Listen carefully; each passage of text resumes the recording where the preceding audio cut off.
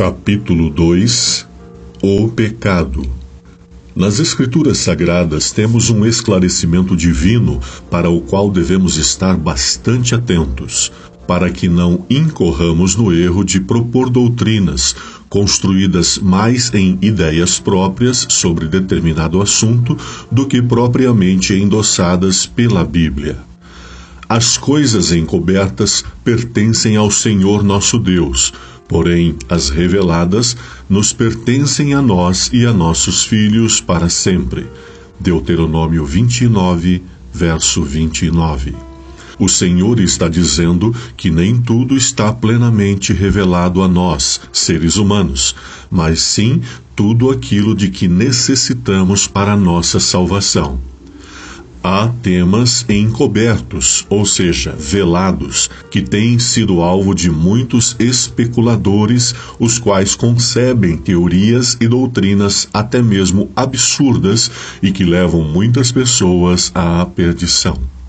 O próprio Cristo afirmou aos seus discípulos que ainda tenho muito que vos dizer, mas vós não o podeis suportar agora. João 16:12. Assim, resta-nos receber a revelação que a nós foi dada e aceitá-la como suficiente para os esclarecimentos que necessitamos e que podemos suportar. Um dos assuntos que provocou muitas indagações e entendimentos dos mais variados é o pecado. Sua origem e natureza, seus efeitos, suas dimensões, seu raio de ação, suas implicações na Terra e no universo, entre outros. A seguir, veja uma das passagens bíblicas que mais acentuam essa realidade teológica. Aquele que não conheceu o pecado, o fez pecado por nós, para que nele fôssemos feitos justiça de Deus. 2 aos Coríntios 5, 21. Tal é a grandeza desse versículo que podemos perceber a plenitude de todo o Evangelho em suas poucas, mas insondáveis palavras.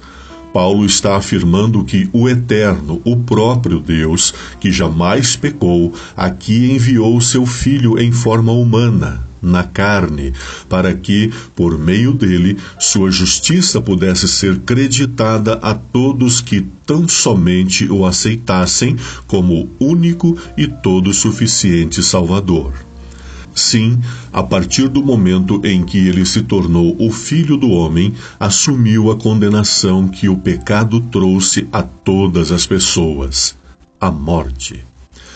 Os meus e os seus pecados levaram Cristo à cruz do Calvário. Mas Deus prova o seu amor para conosco em que Cristo morreu por nós, sendo nós ainda pecadores, porque, como pela desobediência de um só homem, muitos foram feitos pecadores, assim, pela obediência de um, muitos serão feitos justos. Romanos 5, 8 e 19. Paulo declara que em Adão todos fomos feitos pecadores, pois ele é o pai da raça humana e o primeiro a pecar, mas que Jesus veio em forma humana para vencer onde Adão havia falhado. Assim, onde reinou provisória e temporariamente o pecado, a injustiça e a consequente morte, passou a reinar para sempre a santidade, a justiça e a consequente vida. Enquanto em Adão ficou comprovada a existência do livre-arbítrio que Deus dá a cada uma das suas criaturas conscientes e que a escolha por fazer a própria vontade, apartando-se das instruções divinas, traz consequências desastrosas, inclusive a morte, já em Jesus Cristo ficou, de forma plena, comprovado que é possível obedecer a Deus mesmo em condições de extrema provação e que a escolha de permanecer ao lado do Senhor, fazendo sua vontade, só traz consequências benéficas, inclusive a vida eterna. Como afirmado anteriormente, o tema do pecado pode trazer muitas interpretações que conduzam as pessoas a decisões até mesmo perigosas. Um exemplo clássico disto é o moralismo. por cuja ótica vê-se o pecado tão somente como ações erradas que as pessoas praticam.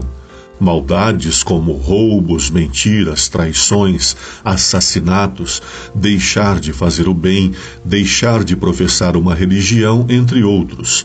Mas seria o pecado somente isto? Essa perspectiva é bastante limitada, haja vista descrever o pecado como maus comportamentos. Sob esse foco moralista, o pecado passa a ser o fazer errado, praticar o mal, etc.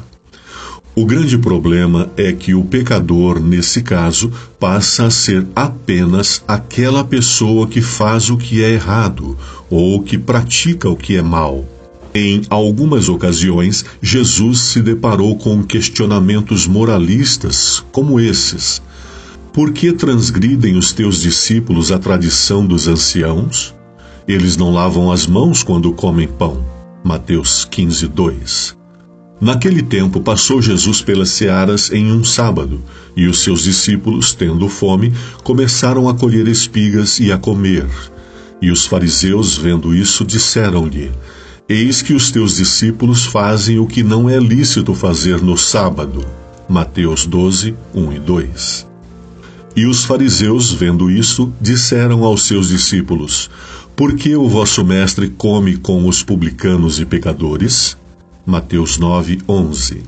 Pessoas que se recusam a reconhecer o pecado como um fenômeno real ou que fazem uma leitura muito superficial quanto a esse tema, tendem a confundi-lo como ações naturais da própria essência humana e que não devem ser consideradas tão prejudiciais assim. Até mesmo porque, em alguns momentos, a pessoa é obrigada a fazer algo errado para não ser de alguma forma prejudicada. O fato de Jesus aproximar-se das pessoas mais simples e marginalizadas, como os corruptos, as prostitutas e os leprosos, por exemplo, era algo inaceitável para os moralistas daqueles dias. Até mesmo os próprios discípulos questionaram a Jesus sobre um pobre cego de nascença, dizendo: Mestre, quem pecou, esse ou os seus pais, para que nascesse cego? João 9:2. Perceba a análise superficial dos discípulos. O mal-estar de alguém, suas doenças ou pobreza, eram tidos por eles como elementos indicativos da prática de pecados. Também há o exemplo de Jó, que sofreu quase insuportáveis provações e que, ao receber a visita dos seus amigos, esperando consolos e incentivos, passou a sofrer ainda mais, pois os mesmos somente o acusavam de estar pecando contra Deus e que, por isso, tantos sofrimentos lhe foram impostos.